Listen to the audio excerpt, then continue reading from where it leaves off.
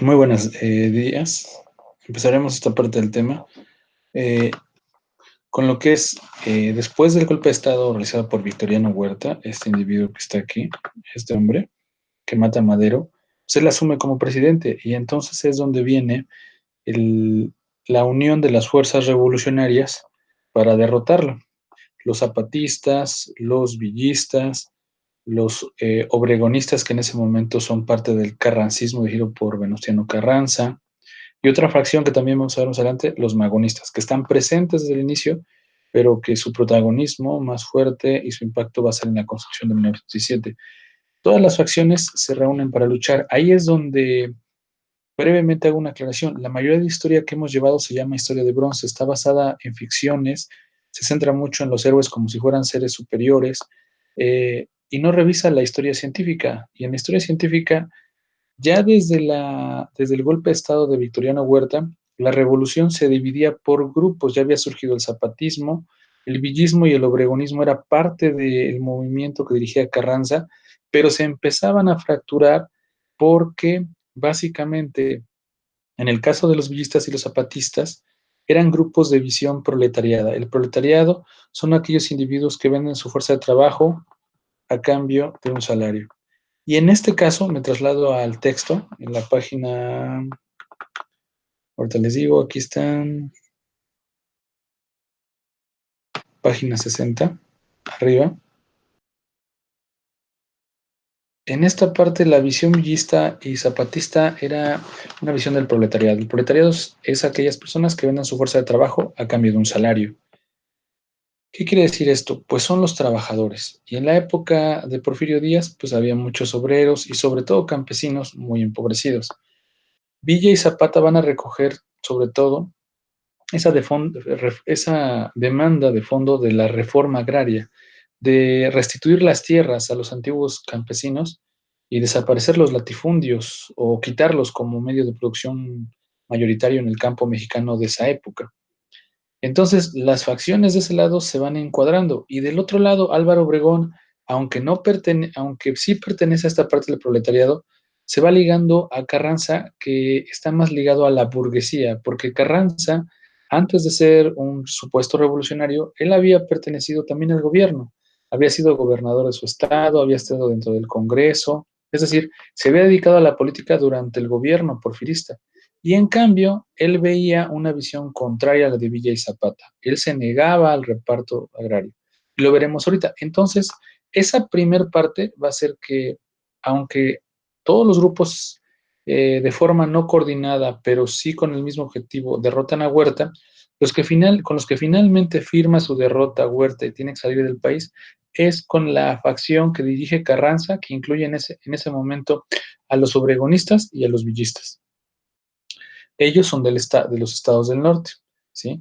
Y lo firma con esto, los tratados de Teoloyucan que protocolizaron la victoria constitucionalista, es decir, en este caso también se les llama así a los carrancistas, estipularon la desmovilización y la entrega de armas de todos los contingentes del ejército, salvo los que servían en el frente zapatista. ¿Qué quería decir esto? Que todo el ejército federal se rendía y entregaba sus armas a los constitucionalistas e incluso pasaban a ser parte de las tropas constitucionalistas, en ese momento carrancistas, porque realmente todavía no proclamaban la constitución, pero solo los que estaban compitiendo a los zapatistas se quedaban igual. ¿Por qué?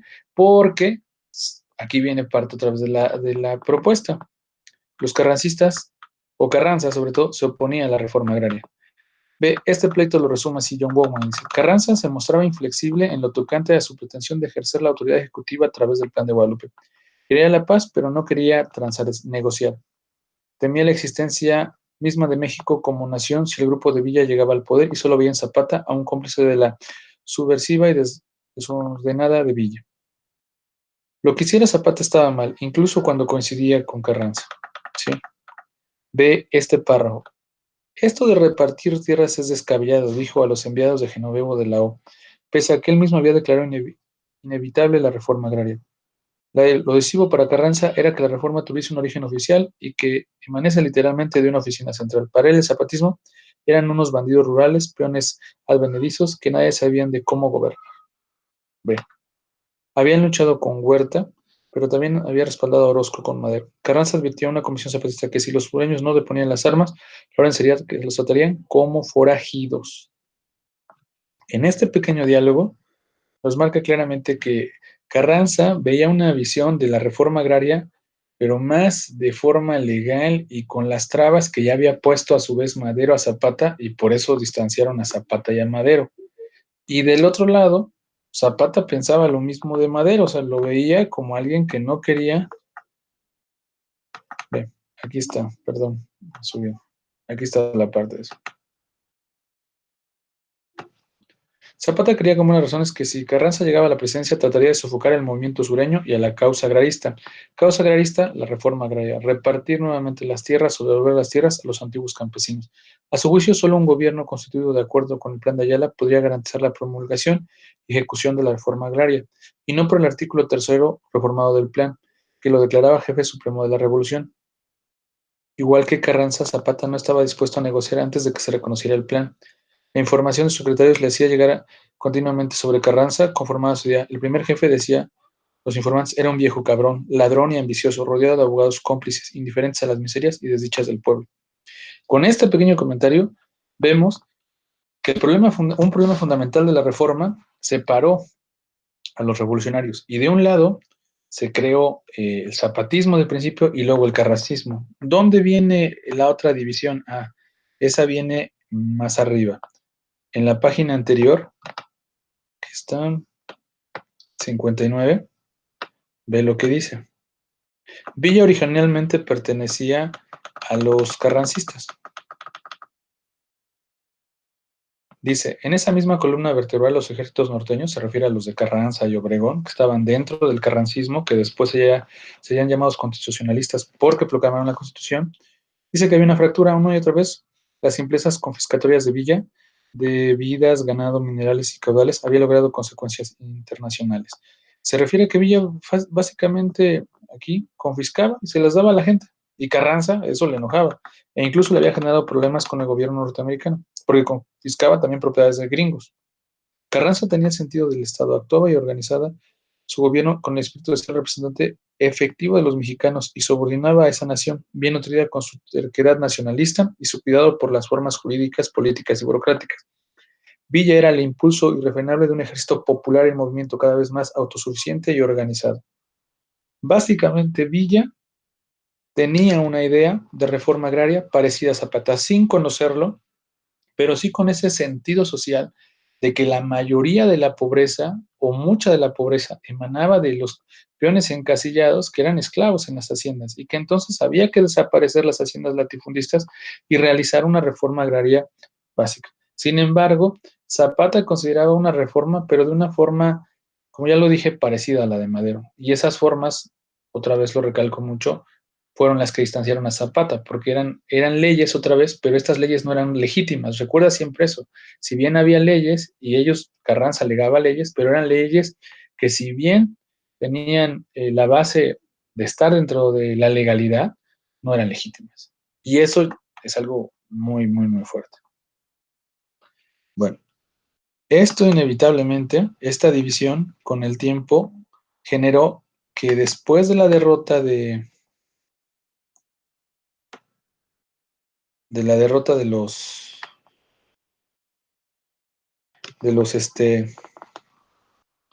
eh, después de la derrota de lo que son los ejércitos de Huerta, se dé un momento de relativa paz.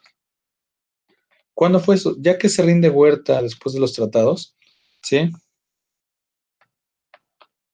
Me voy a esta página del 71, dice, todas las declaraciones y acciones de los jefes de las facciones revolucionarias que habían vencido a Huerta y destruido el ejército federal convergían en plantear una necesidad, la reorganización del Estado, es decir, del gobierno. Ven este pequeño párrafo y este comentario que te puse. El párrafo explica qué territorios controlaban cada grupo revolucionario y cómo funcionaban sus recursos. Después de derrotar a Huerta, todos estaban de acuerdo en que había que reorganizar el Estado, porque durante la Revolución Maderista, la mayoría de la estructura de gobierno y del ejército siguió siendo porfirista. Básicamente, el único que renunció fue Porfirio Díaz, y eso generó un golpe de Estado por Victoriano Huerta. Con eso quedó la experiencia de que entonces había que quitar a los porfiristas casi por completo y reorganizar el Estado, pero ya un Estado con revolucionarios, con gente con esa visión. Este párrafo nos explica básicamente dónde estaban ubicados cada uno de los ejércitos, ¿sí? Y aquí dice que la división del norte, que dirigía a Villa, se había radicalizado con el progreso de la guerra civil. Su ruptura con Carranza estaba consumada y coincidía cada vez más con las posiciones de Zapata o de los zapatistas. Y acá dice lo que controlaba. Es, y en cambio la situación de Carranza en la Ciudad de México era muy precaria, en el sentido de que no tenía esa base social como la tenía el villismo y el zapatismo. Sin embargo, contaba con el respaldo del que sería en su momento, con el tiempo, el mejor militar de la revolución, que sería Álvaro Obregón. El segundo es Felipe Ángeles y estaba con Villa. Pero ve, vamos abajo, dice.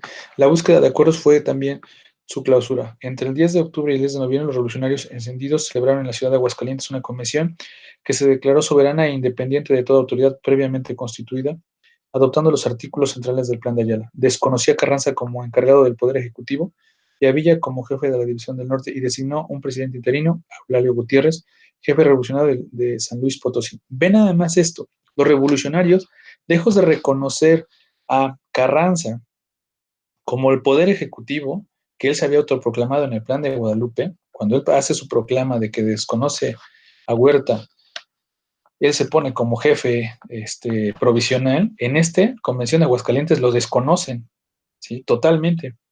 Y al contrario, él no estaba de acuerdo con el Plan de Ayala, esta convención, la convención de Aguascalientes, lo desconoce y aparte declara al Plan de Ayala, ¿sí?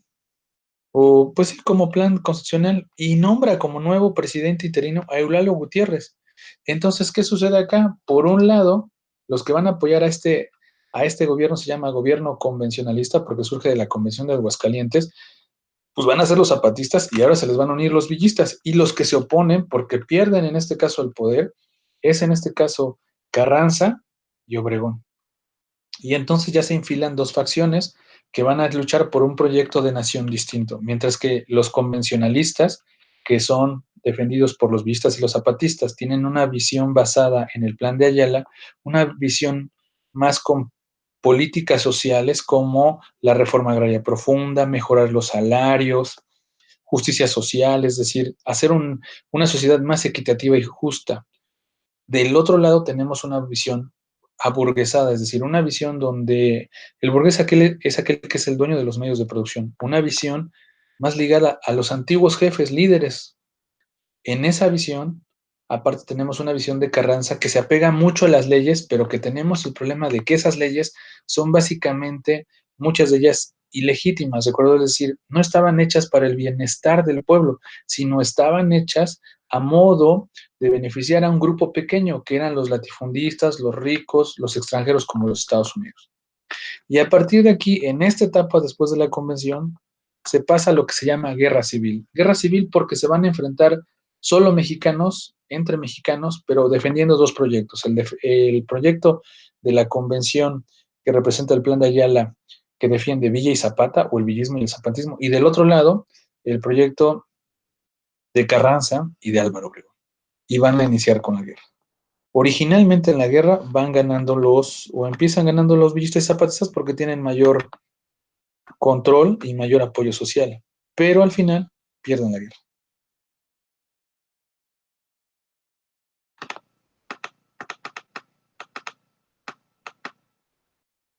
Mira, esta guerra, resumo básicamente, Álvaro Obregón y Carranza se van a Veracruz y desde ahí manejan recursos petroleros, manejan parte del Enequén de Yucatán y sobre todo logran negociar con Estados Unidos y entonces Estados Unidos los apoya con armas y en cambio los zapatistas y los villistas casi no se mueven de sus zonas y solamente optan por un enfrentamiento, pero en el enfrentamiento táctico finalmente se impone a Villa Álvaro Obregón y después se van contra Zapata. Y Zapata es un movimiento más rural, dependiente de campesinos que no se logran mover porque dependen de la tierra, es decir, ellos luchan por su tierra, pero pues tienen que estar sembrándola, cuidando, entonces no pueden hacer grandes movilizaciones como las que hace Obregón o Carranza. Y aparte, Ellos, a la hora de la guerra, pues tenían bloqueos de parques, es decir, de municiones y armas. Y en 1500, y en 1915, básicamente, la guerra entre estas dos facciones se define, y aquí lo dice, con la derrota de los ejércitos villistas y zapatistas. El gran proyecto que pudo haber sido el Plan de Ayala es derrotado. Y eso obviamente nos da a entender que gana el proyecto de Carranza. Hasta aquí.